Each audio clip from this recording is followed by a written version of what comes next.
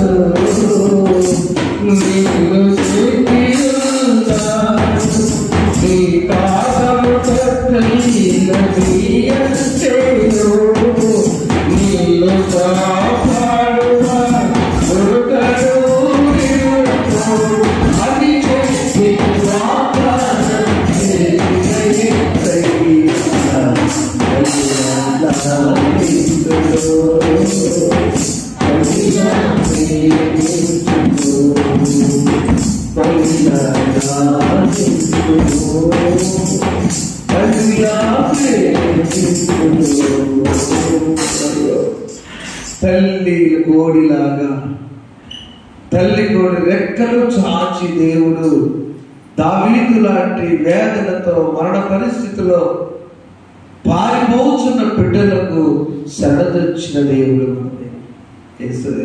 అనరంగా ఆర్థిక సమస్య, సంతాన పరిస్థితి కదా ఉన్నమ్మా, ఏదో ఒక శ్రమలో మనం ఉన్నాం, ఏదో ఒక ఆపదలో మనం చిక్కుకున్నాం. ఆ చిక్కుకున్నప్పుడు తల్లి కూడా పిలిచినట్టు ప్రభు పిలుస్తుంది. రెండవది చూస్తే, అయ్యా నేను మొరపెట్టుచున్నాను కనుక మొహం మొరాలకించు. మూడవది, ఆయన మరి ఆకాశం నుండి ఆగ్రహించి నన్ను మృంగ కోరు వారు దోషపడు దేవుడు తన కృపా. మన అర్థం దేవా అయితే మనం ఇచ్చారంటే నీవు అలా ఆయన బిడ్డగా ఉండాలంటే ఆయన మాట వినాలి. సింపుల్ అంతేనండి. జాగ్రత్త ఆయన మాట వినాలి లేదమ్మా, ఎలా వినాలి? ఆయన చెప్పి చేయాలి లేదా? చేయాలి. ఈరోజు నిమిషము ఆయన మీతో చెప్తున్నది యోహాను సువార్త 2వ అధ్యాయము. ఒక వివాహం జరిగింది అక్కడ. ఆ గ్రామం పేరు కానా ఊరు. ఆ కానాలో యేసు ప్రభుని వివాహానికి పిలిపించారు. యేసు ప్రభు ఏం చేశాడు? ఎప్పుడు అనలేదు. మొట్టమొదట తల్లి అయిన మరియకు బంధువులు కాబట్టి ఆ గలిలయ కానా ఊరిలో ఆ వివాహానికి తల్లితో పాటు ఎవరు వచ్చారంటే యేసు ప్రభు కూడా వచ్చారు. ఇంకా 5 శిష్యులు వచ్చారు. పేతురు, యోహాను, ఆంద్రేయ, ఫిలిప్పు, నతనేలు, మరొకరు. ఈ 5 ప్లస్ యేసు ప్రభు ప్లస్ మరియ మొత్తం 7 వచ్చారు. మరి మరియ భర్త యోసేపు రాలేదు. ఎందుకని పెళ్లికి రావాలి కదా. మరియ బంధువుల వివాహం, మరియ బంధువుల వివాహానికి వచ్చినప్పుడు మరి యోసేపు రావాలి కదా. ఎందుకు రాలేదా? మరియ యోసేపు భార్య భర్తలు కదా. ఎందుకు రాలేదంటే అప్పటికే యోసేపు మరణించాడు. లేక అంత దగ్గర బంధుత్వం, సెలవులో ఇంట్లో పెళ్ళి. అందుకని ప్రభువుని తీసుకున్నాయ్యా, మరి ఇంట్లో పెద్దవాళ్ళు ఉండేది కాబట్టి అని ప్రభువుని తీసుకొని, ప్రభు తరపు తమ్ముడు ఉన్నారు, పత్రిక రాసిన యాకోబు, యోధా ఉన్నారు. కానీ పెద్ద కొడుకు కాబట్టి వివాహం అన్నట్లుగా ఆ తల్లిని తీసుకొచ్చి అలా చూస్తున్నాను. నాతో నీకేం పని అన్నారు. అయ్యా యేసు, అక్కడ ద్రాక్షారసం అయిపోయింది, వాళ్ళు ఇంటి వాళ్ళు బంధువులు ఫీల్ అవుతున్నారంటే నువ్వు మామూలు తల్లిలాగా బోధిస్తే నేను రాను, నాతో నీకేమి పని అవుతుంది. మా నాతో నీ బోధ బంధుత్వం కోసం చేసేదైతే నేను చేయను. ఒక మహిమ కార్యం జరగడానికి నా సమయం ఇంకా రాలేదు. నేను సమయం ప్రకారం చేస్తాను. నా తండ్రి నా పర్మిషన్ సరే అని గౌరవించి అక్కడ యూత్ వాళ్ళని పిలిచినప్పుడు ఆ తల్లి ఏం చెప్పిందంటే, అయ్యా యేసు ప్రభు ఏం చెప్తే చేయండి, నేను కూడా ఎదురు చెప్పను. ఈ లోక రక్షణ జన్మనిచ్చిన తల్లి కూడా ఎదురు చెప్పట్లేదు. వాళ్ళతో అంటుంది, వాళ్ళతో యేసు ఏది చెప్తాదో ఒకసారి ఆయన ఆ పరిచారకులు పిలిచి ఆ తల్లి చూచి do what Jesus said. Do what Jesus said. యేసు ఏమి చెప్పాడో చేయండి అంతే. ఏం చెప్పాడు యేసు? 6 రాత్రి పనులు అక్కడ ఉన్నాయి. శుద్ధీకరణ ఆచారాలంటే కాళ్ళు కడుక్కొని పెళ్లికి వస్తారు. వాటి కోసం గాబులాలు పెట్టారు. వీటిని వాడిని తీసుకొచ్చాడు. నెంబర్ 1. నెంబర్ 2 నీళ్ళలో నింపమన్నారు.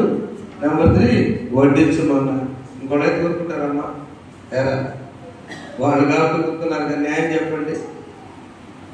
భోజనాల్లో సాంబార్ పోయింది అన్నాం అనుకోండి, నీళ్ళు అక్కడ పెట్టి ద్రాక్షాలు వస్తుంది, నీళ్లు పోసి వడ్డించిన సాంబార్ అంటే తినన్నంలో ఎవరైనా ధైర్యం చేస్తారా?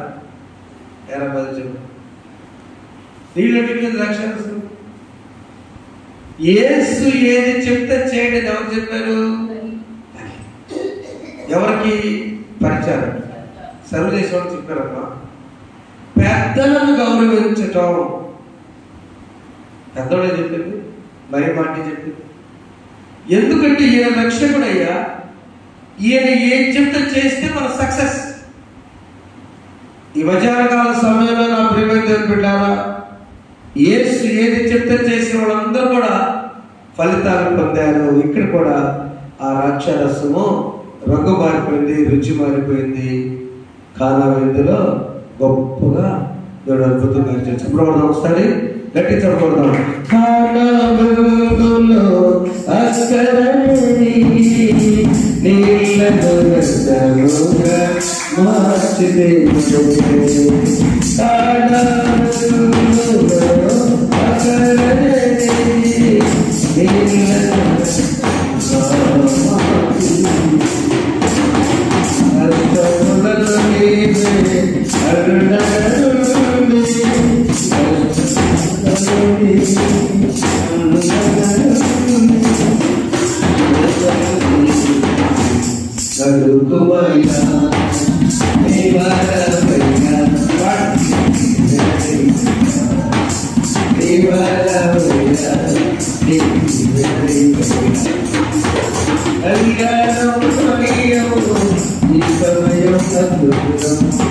కళ్యాణం కమనీయం ఈ సమయం అద్భుతం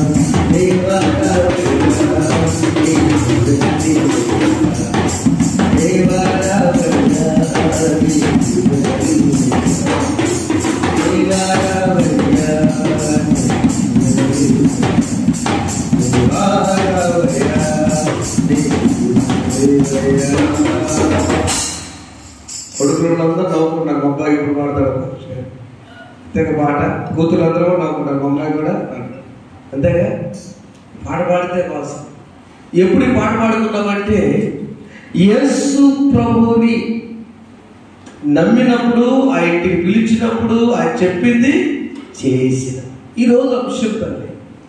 నా ప్రియమైన సంఘం, ఆ వీడియో చూసి దేవుని బిడ్డలకు శుభాలు తెలియజేస్తూ, నీవు ఆశీర్వాదాలు పొందాలన్నా, అద్భుతాలు చూడాలన్నా యేసు ఏది చెప్తే, లేక దేవుడు ఏది చెప్తే అది చేయి చాలా అయిపోతారు.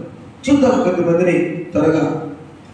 ఆదికాండము 6వ అధ్యాయం 22వ వచనంలో దేవుడు నోవాహు ప్రత్యక్షమై ఈ నరులంతా కూడా ఇలా చేశారయ్యా, నేను చెడుతనం చేశాను, నేను తట్టుకోలేను కనుక ఇక ఈ లోకంలో ఒక ఉప్పెన రాబోతుంది, నీవు ఆ సగం చెప్పు, విన్నవాళ్ళు ఉంటే ఉంటారు లేకపోలేదని చెప్పి ఒక చెప్పుల తల్లి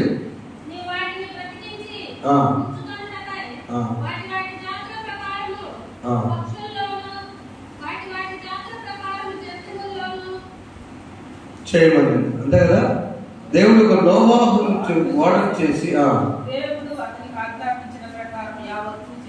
దేవుడు ఆజ్ఞాన ప్రకారము చూడండి వచ్చింది 6:20 అంటే దేవుడు ఇచ్చాడు అన్ని తీసుకొని తింటుపోయి ఆధారాలు నీకు వాడిగా అని చెప్పి నోవాహు చేసి దేవుడు అతనికి ఆజ్ఞాపించిన ప్రకారము యావత్తు చేసి నాకు సోదరు చేయనట్టుగా జంతువులు అవన్నీ ఒకటి చొప్పున వాడ చేశాడు. వాడు జంతువుల్ని, పక్షుల్ని, భూమి మీద అన్ని ప్రాగేవి ప్రతి జీవరాశిని చేసి వాడలో పెట్టాడు. ఇక తాళం గడేసేసాడు. లాక్డ్, తలుపు మూయబడింది. ఎందుకో తెలుసు, ఇక అవకాశం లేదు. భూమి మీద ఉన్నప్పుడే చాలా మంది మరణించిన తర్వాత వాళ్ళ మీద ప్రేమతో, ఆ మరణించిన రోజున ప్రేమ ఎక్కువయ్యి అన్నీ వేస్తారు. దాంట్లో అన్ని పౌడర్ వేసినట్టు అర్థం ఉంది, సుగంధరాలు అత్తరు వేసినట్టు అర్థం ఉంది, పుష్పాలు వేసినట్టు అర్థమైంది. ప్రేమ ఎక్కువయ్యి బాటిల్ కూడా అక్కడ తీయది. భూమి మీద దరిద్రం జీవితం జీవించి, త్రాగుల జీవితం జీవించి, ఆయనతో కలిసి ఆయన తాగి ఆయన అంతా కాగొట్టి పోయేటప్పుడు కూడా పవిత్రమైన శరీరంలో వేస్తున్నాడు. అదేమంటే నాకు ఇష్టం అన్న అంటే ఆయన ప్రేమ. అతను అక్కడ కూడా అబద్ధం కోసం చేస్తున్నారండి. చాలా ఘోరం. మన మధ్య ఎవరు మన ఊళ్ళో కూడా ప్యాకలు వేసేద్దాడు, ప్యాకాట ఆడతారంట ఆయన. ఎంత ఘోరం! నా ప్రియమైన దేవుని బిడ్డలారా, నోవాహు ఓడ పవిత్రమైన ఓడ. ప్రతి జంతువు, ప్రతి పక్షి, నోవాహు కుటుంబం దేవుడు చెప్పినట్లుగా చేసి పవిత్రమైన ఓడ చేశాడు.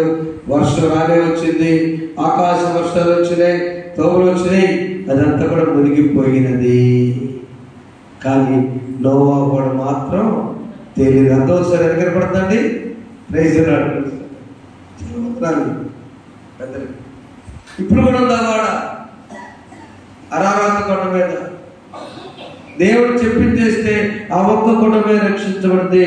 నూతన సంవత్సరంలో మన వాడ పేరు 2025 అనేది ఎక్కాం. 4వ తారీఖునే మా ఇంట్లో ఒక సంఘటన జరిగింది. ఆ తర్వాత ఇక్కడ జరిగింది, మన సుందరగా జరుగుతూ వస్తున్నాయి. అయితే మనం గత వారం చెప్పుకున్నట్లుగా మనం ఎక్కిన వాడ నోవాహు వాడ పేరు రక్షణ వాడ. దాన్ని చేయమని చెప్పింది ఎవరు? దేవుడు. అవునమ్మా, అర్థమైందా? వాడు చేయమని చెప్పింది ఎవరు? దేవుడు. దేవుడు చెప్పినట్టు చేసినప్పుడు వాడ మునిగిద్దా? మనం కదా అదే నమ్మకం.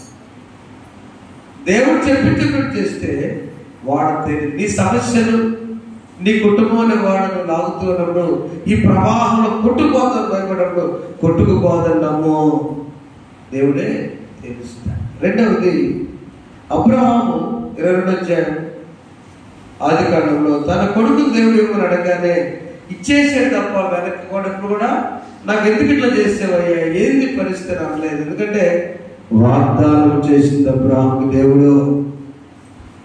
ఆ దేవుడు ఎప్పుడైతే వాగ్దానం చేశాడో, నీ సంతానాన్ని ఎంతమంది చేస్తాడు? ఇస్రాయేలు కంటే అది చేస్తాను. రెండవది, ఆకాశ నక్షత్రం కంటే చేస్తాడు. మరి కొడుకుని ఇమ్మన్నాడు. ఏంది? వయసు వచ్చిన కొడుకుని 22వ అధ్యాయంలో ఇస్సాకు వయసు 22 సంవత్సరాలు, 70 మైళ్ళు ప్రయాణం మోరియా పర్వతం వెళ్ళాలంటే అబ్రాహాము స్థలం నుంచి భార్య కూడా చెప్పలేదు. బహుశా వెళుతున్నాడు. వెళుతూ నీకు బలి పశువుని తీసుకెళ్తున్న ఆయన చెప్పిన తర్వాత దేవుడు ఎప్పుడైతే ఆ కత్తి తీసి దిగిపోతున్నాడో ఒక మాట రెండు చదువున్నాడు. ఆ చిన్నవారి మీద చేయవేకము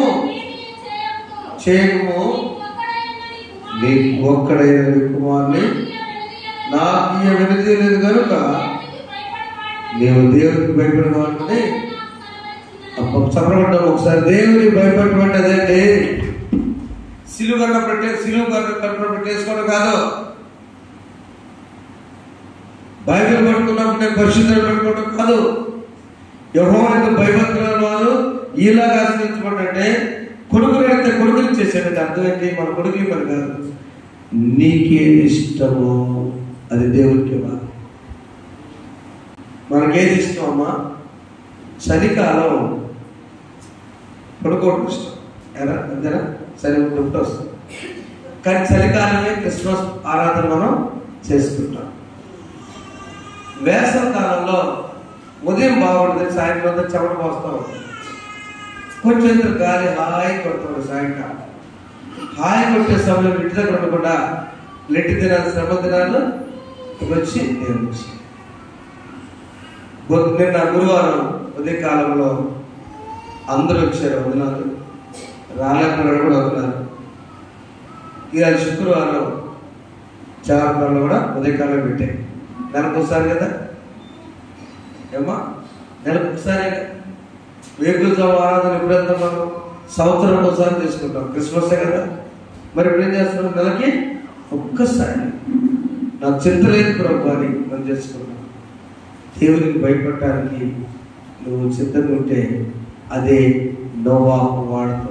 రెండవది, అబ్రహాము చెప్పినట్టు చేశాడు. మూడవది, మోషేతో కూడా దేవుడు చెప్పించేటట్టు చేసి మోషే ఇంకా ఒక 4వ అధ్యాయము చూడండి. వాగ్దానము చేసినావు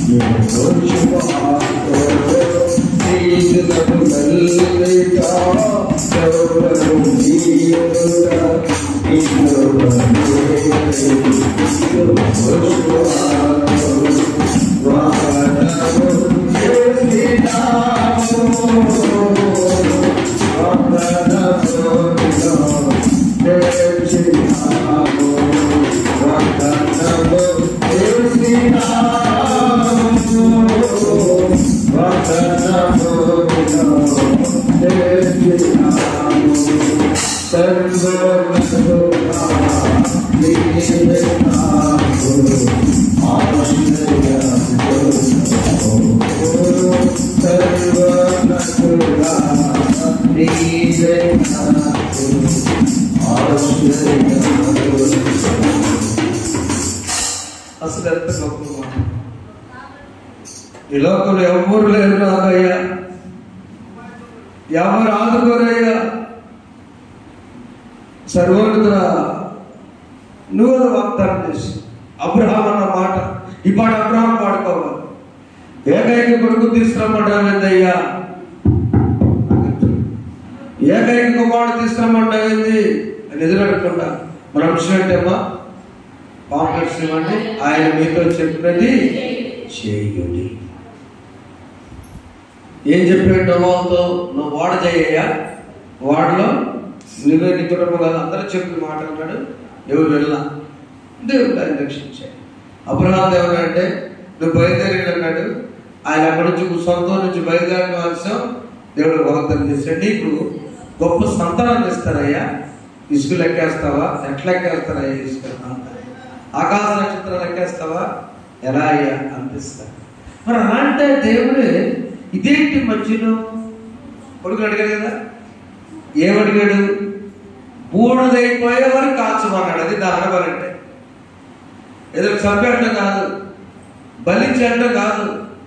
నీ కుమారుని నీ కళ్ళతోనే నువ్వు వధించిన తర్వాత దహన బలి కట్టెలు పెంచి కట్టెలు కాలి బూడిదైపోయే వరకు ఎంత ఘోరమైనటువంటి వేదనకరమైన మాట.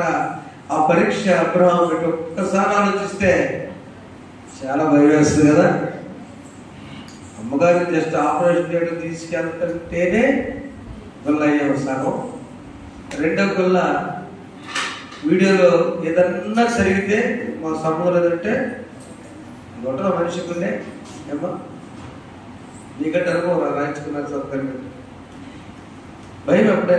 అప్పుడు రాత్రి సంక్రాంతి పెట్టించేవాడు డైరెక్ట్ వీడియోలో చెప్తున్నారు ఏదన్నా జరిగితే మాకు సంబంధం. అదేంటంటే అదంతేనండి మా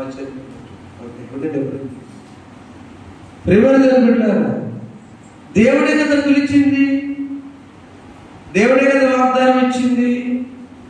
దేవుడు పిలిచి దేవుడు వాగ్దానం ఇచ్చినప్పుడు ఆయన చెప్పింది చేయడం బెటర్ కదా. ఓకే, ఆయన చెప్పింది చేస్తాం. దేవుడు స్వస్థతనిచ్చి విడుదలిచ్చి ఈ రోజున ఇంటికి పోయి చెప్పారు. చెప్పడం ఒకసారి దేవుడి పరీక్ష, అందరికీ ఒక పరీక్ష ఉందా, ప్రతి ఇంటికి ఒక పరీక్ష. అబ్రహాము చెప్పించేసాడు, ఆశ్రయించబడ్డాడు. నోవా చెప్పించేసాడు, ఆశ్రయించి మోసే 23:4 వచ్చే 11 నేను నెలనంటే మోసే నేను కాబట్టి వెళ్ళుము, నీ నోటికి తోడేయండి, నీవు ఏది పలకలేను, నేనే టీచర్ అయ్యా, నువ్వు ఎలా పలకాలో పలుకు నేను నీకు బోధించెదను. చరిత్ర మన జీవితంలో దేవుడు 11 అయ్యో ప్రభు నేను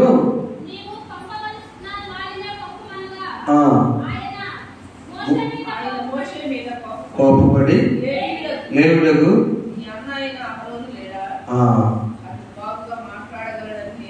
అది పాయింట్. అక్కడ భోజనాలు ఎవరు వండాలో నాకు తెలియదు, అది చదువుకునే వండించాలో తెలుసుగా, ఎవరెవరు ఎప్పుడో ఉపయోగపడతారో నాకు తెలుసు. మాట్లాడటం ఆ మాట్లాడటం కాదు మోషే. వాస్తవం ఏంటంటే మోషే కంటే అహరోను చాలా తెలియగలడు, మాటలు చక్కగా మాట్లాడగలడు. సమస్యలు పరిష్కారం చేయగలడు కదా. తర్వాత ఏదైనా నాయకత్వం చేయగలడు.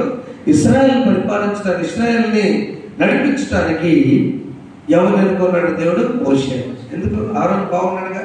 ఓ నాయన, నాకు కావాల్సిన ఈ మాటలు కాదు, నేను చెప్పింది చెప్పేవాడు కావాలి, నేను చెప్పింది చేసేవాడు కావాలి. అదేందయ్యా ఇటు చేద్దామని నాకు అవసరం లేదు. మోషే నా ఇల్లంతటిలో నమ్మకమైన వాడు. మోషే క్యారెక్టర్ సాత్వికుడు. చెప్పడం ఒకసారి ఆయన చెప్పాడు, గట్టిగా చెప్పకూడదు. నీ జీవితంలో నువ్వు దీవెన పొందాలంటే, నీ కుటుంబాన్ని నడిపించాలంటే, నువ్వు మొట్టమొదటిగా దేవుడు వచ్చి నువ్వు ఏం పలకాలో నేను వచ్చి బోధిస్తా టీచర్గా. నేను I will teach you Moses. నీవు ఏం మాట్లాడాలో నేను చెప్తాను అన్నాడు దేవుడు. కాబట్టి మన జీవితాల్లో నాయన నా కుటుంబం నడిపించాలంటే నేను సాత్వికంగా ఉండాలి, నమ్మకస్తుగా ఉండాలి. నమ్మకస్తు. మా అమ్మగారికి ఎప్పుడు చెబుతాను, మా ఇంటి తాళం కూడా సీక్రెట్ అందరూ తెలుసు. మరి ఈ మధ్య కనపడేట్టు పెడుతున్నారు, ఏడెత్తుకుంటారు లేక బాబు ఇక్కడ కూడా నమ్మకం. నేను ఒకటే నమ్మకం, బంగారంలో వెండి ధనము మనకేమి లేవు, లేదనుకోండి, మనకేమి కాదు. బయట పక్కన ఊరు పాస్టర్ గుండూరు అన్నారు, ఆయన హారం క్యాష్ కొట్టేసేద్దాం మొన్న వారకట్టు. మన ఇంట్లో సుమారు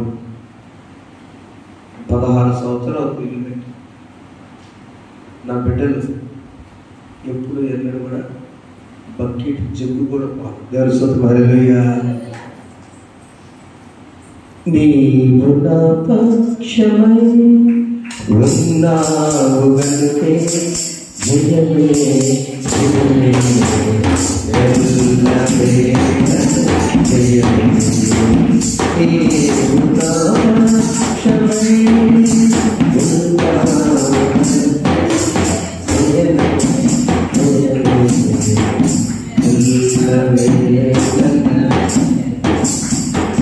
మోషే నా ఇల్లు నేను అప్పగించినప్పుడు దేవుడు అంటున్నాడు, మోషే ఇంత 6 లక్షల ప్రజాన్ని అప్పగించినప్పుడు నా ఇల్లంతటిలో నమ్మకమే. ఆయన మీతో చెప్పింది చేయాలని ఆశీర్వదించబడాలంటే నమ్మకత్వం చాలు. దేవుడికి నువ్వు నమ్మకం ఉండాలి. రెండవది, దేవుడి దగ్గర నువ్వేం చేయాలంటే నీ మాటలు రాకపోయినా కూడా ఆయన బోధించినప్పుడు ఆ మాటలు కదా. అంతేకమ్మా, నేను బోధిస్తాను అనగా మోషే నేను నీకు బోధిస్తాను, నాకు తెలిసి ఏం చేయాలి, ఎప్పుడు నడిపించాను. ఏంటయ్యా వీళ్ళు మౌనుడు కాదు, చదువుతున్నాను, చంపేస్తున్నాను. ఓ మోషే మోషే ఎందుకు తీసుకొచ్చేవయ్యా? ముందేమో సముద్రం, వెనకేమో సైన్యం, మధ్యలో సముద్రం దాడా తీసుకొచ్చావా? మనం చాలాసార్లు అంటాం ఆ శ్రమలు వచ్చినప్పుడు, ఏంటి నాకే ఇన్ని శ్రమలు? మనం ఏం చదువుకుని 50 చెప్తున్నామా, ఈ ఆపదలు తొలగిపో వరకు నేను నీ రెక్కల క్రింద నన్ను శ్రమ వచ్చాను. నీ రెక్కలు చాపయ్యా, ఆ రెక్కలు చాపితే నేను వచ్చి నీ రెక్కలు కోడెట్టు కప్పితో తాక్కుంటానయ్యా.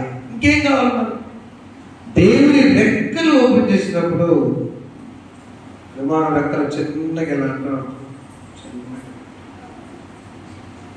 ఆ రెక్క గద్దలాగా పక్షులాగా చిన్నగా ఓపెన్ ఇక ఫాస్ట్కి వెళ్ళి ఆ రెక్కలు చేసేసి మొట్టమొదటి ఎక్కినప్పుడు ఈ పాట రాశాను.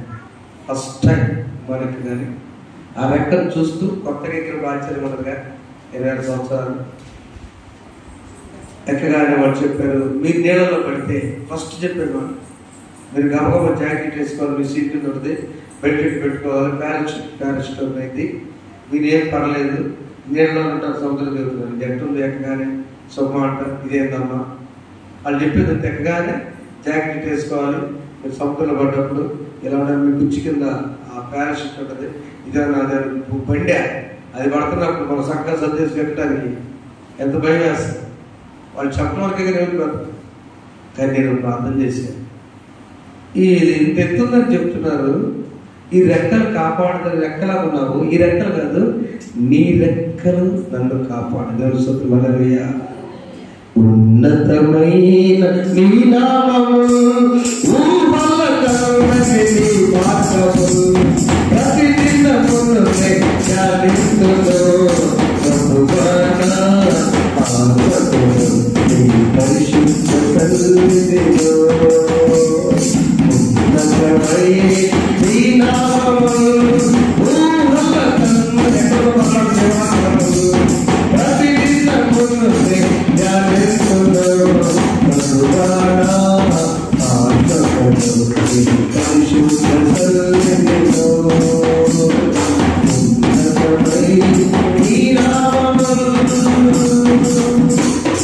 ఈ క్యాషియర్ వ్యవస్థ సేవలు ఎప్పుడు ఉండేవాడు. బయట ట్రైనింగ్ అయిపోయినా కూడా మనకు ఉద్యోగానికి వెళ్ళాడు. అక్కడి నుంచి మనకు వచ్చాడు దేవుడు. దారి తప్పిన నన్ను చేరదీశావు, నిశ్చయిత స్థలములలో నన్ను నిలవచేశావు. దారి తప్పిన నన్ను చేరదీశావు, నిశ్చయిత స్థలములలో నన్ను నిలవచేశావు.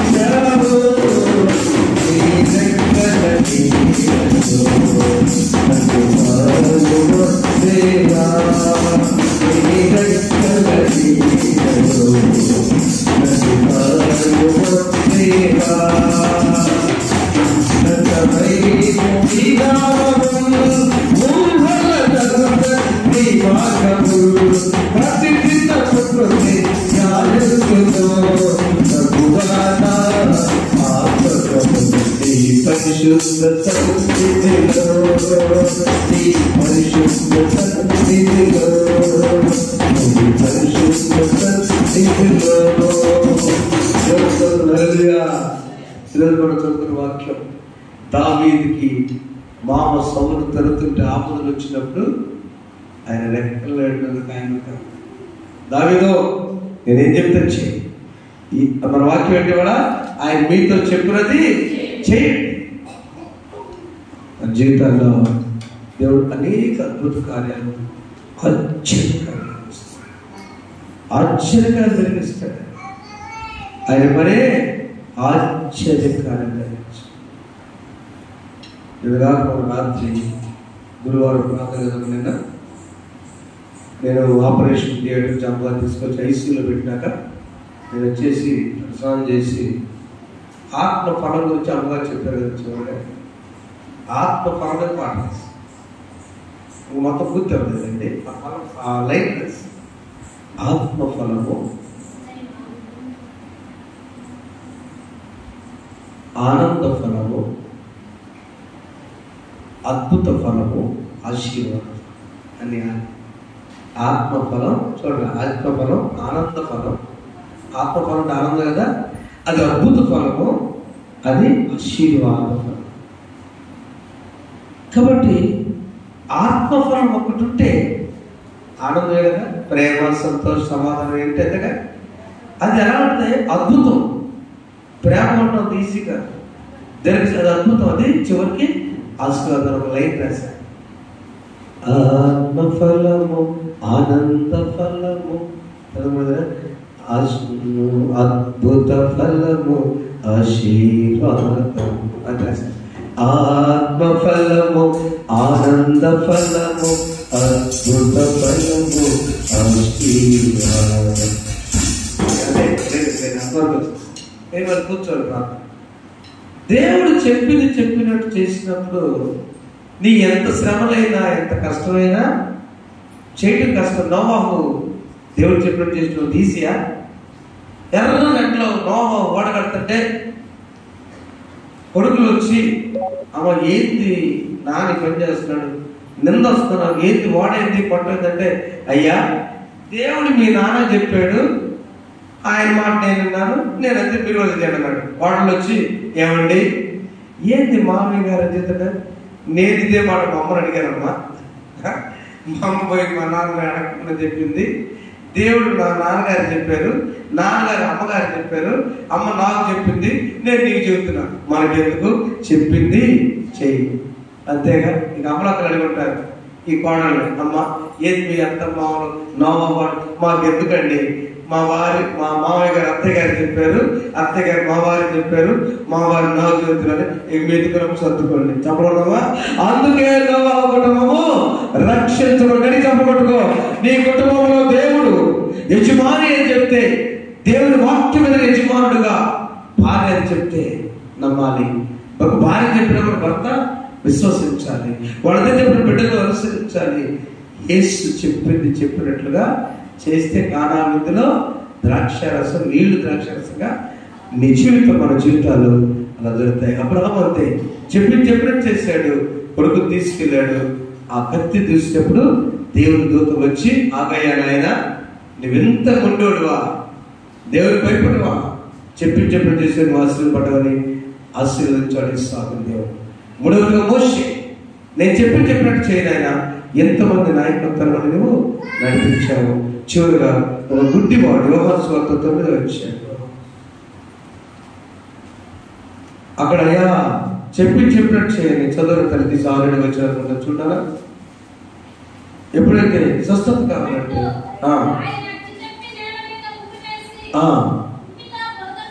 బురద చేసి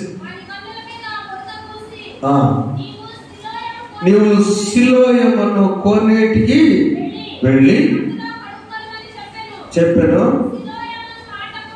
సిలోయమని వాడు పంపడం అర్థము. చూడండి, ఇక్కడ చాలా ప్రియమైన వారు మన జీవితాల్లో విద్యార్థి వినడమా, మీరు యూత్ కూడా వినండి, పెద్దవాళ్ళు కూడా వినండి. మాట ముగించుకుందాం. యేసు ప్రభు మాటతోనే అద్భుతాలు జరిగినాయి. యేసు ప్రభు అది వస్త్రం చెవి పట్టుకుంటేనే అర్థం అవుతుందా? చెప్పండి, అర్థం అవుతుందా లేదా?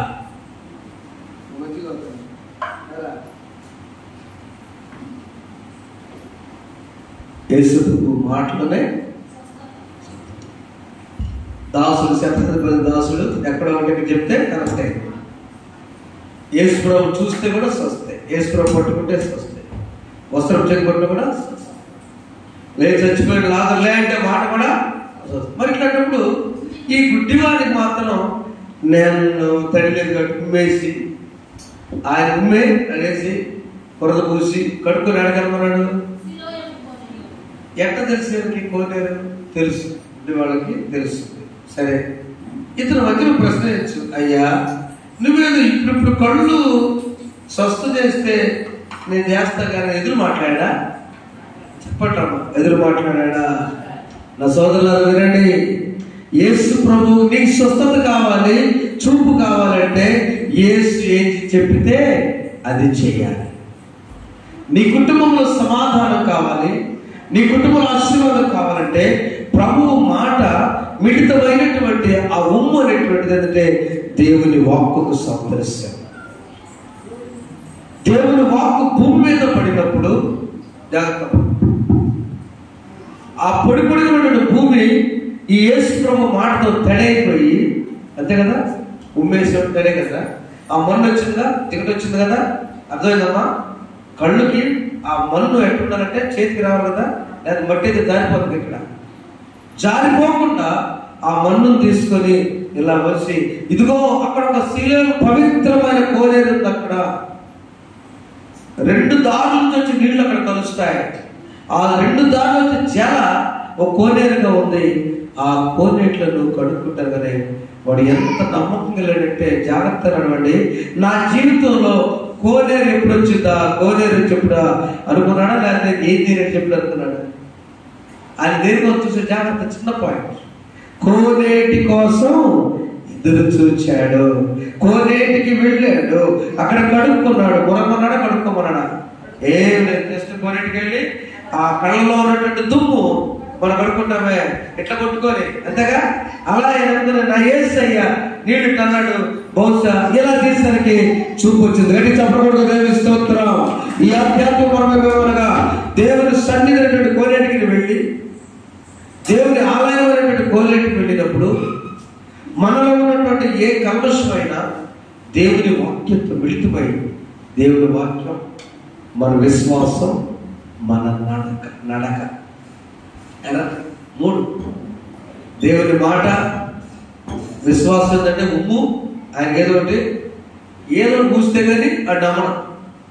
మామూలుగా అయితే ఏమవుతుంది అనుకునేవాడు, ఏదో పూసి దాంతో అక్కడ దాకా వెళ్తే కానీ అక్కడ వెళ్ళి అక్కడ కడుక్కోగానే స్వస్థ పొంది అన్నాడు. నిజమే, ఆయన చెప్పింది చెప్పినట్టుగా నేను విన్నాను కాబట్టి అద్భుతం. అర్థమవుతారా? ఆయన మీతో చెప్పినది చేయడు, అంతేనా? ఏమవుతుంది మరి? ఎప్పుడు ఎట్లా చెప్తాడయ్యా? వాక్యం ద్వారా, నీకు ఇచ్చే వాగ్దానం ద్వారా. నీకు దేవుడు ఏ వాగ్దానం మాట్లాడో తెలుసుకో. ఉంది కదండి, స్లిప్ ఉందా?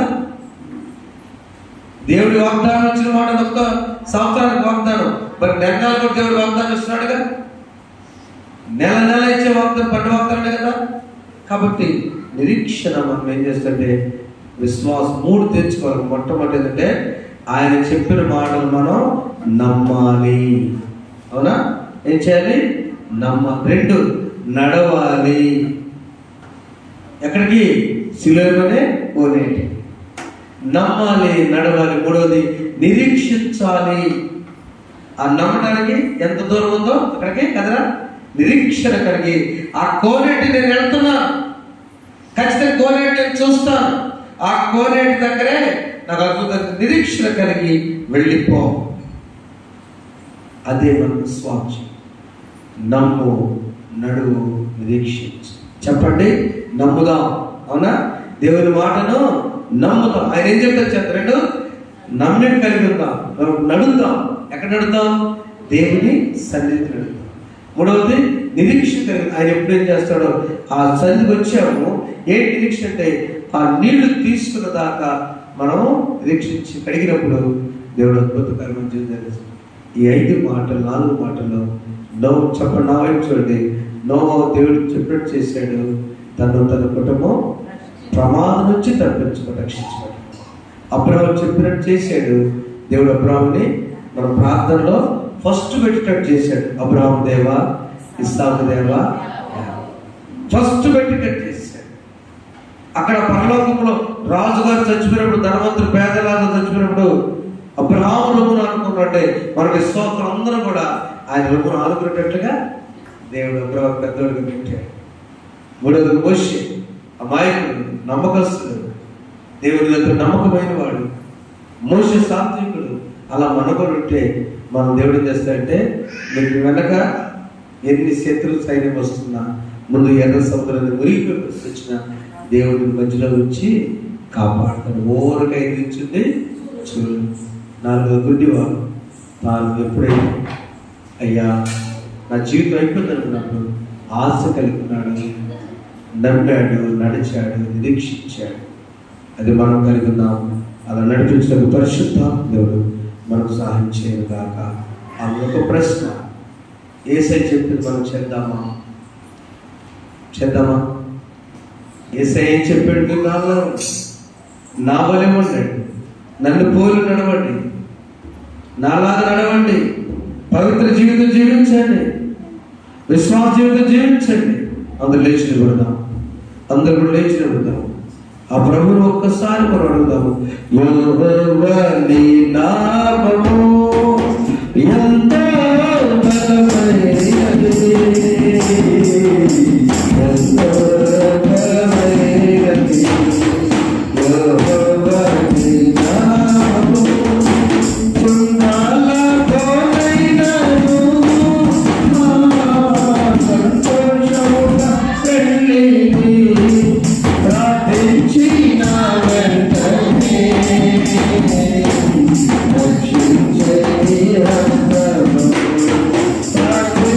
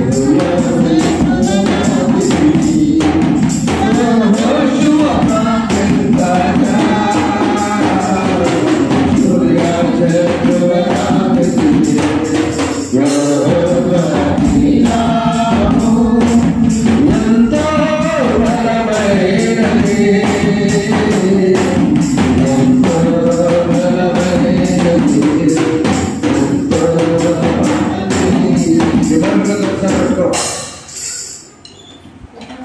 ఒకసారి బైబిల్ గ్రంథం ఎత్తండి. సరే ఇక్కడే చూద్దాం. అందరి బైబిల్ గ్రంథం పట్టుకోండి. ఇట్లా ఒకే ఒక ప్రాంతం గట్టిగా ఎత్తండి, చేతులు ఎత్తండి. చూడాలి ఒకసారి చూపించు.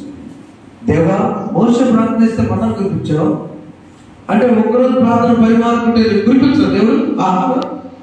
ఒక ఆడపిల్లకి బీవి ఈడ, సోళ్ళ బీవి ఈడ, నీ కోరిక ఎవడా? ఒకసారి పట్టుకో, ఇదే పట్టుకు మనం కోరిక చేసుకో.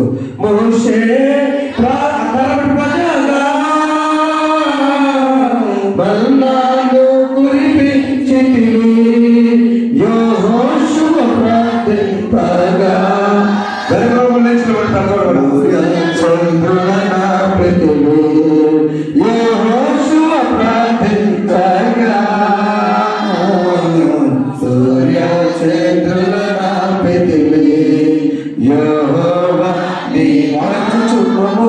అందరూ ఒకసారి చూడు. బయట ఒకటే నమ్మండి అమ్మా.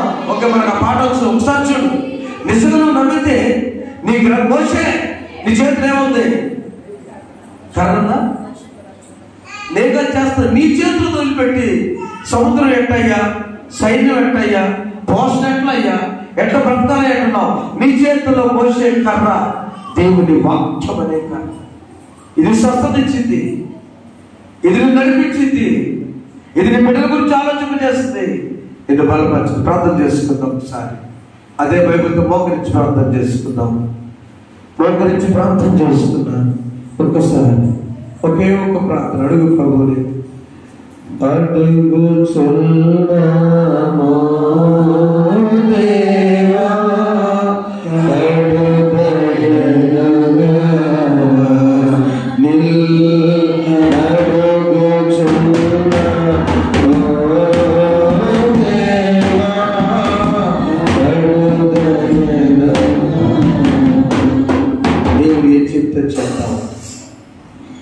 పరిశుద్ధానికి స్తోత్రం.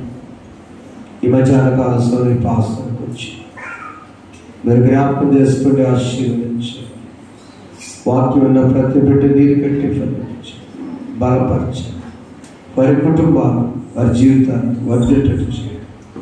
యేసు నామములో కూర్చున్నాం తండ్రి, ఆమేన్. దయచేసి కూర్చుందాం. ఈ సమయంలో సంఘటన అర్పించుకుందాం. అలాగే ప్రేమ ప్రభుత్వ దేవుడు ఈ వాక్యం ద్వారా ఆయన మీతో చెప్పిన చేయండి. Whatsoever he said that to you do it. అది దేవుడికి దీవించుగాక. ఆమేన్. Praise lord. మీ ప్రేమ రిక్వెస్ట్ కూడా రాసేవాళ్ళు త్వరగా దానిలో వేయండి. దానిలో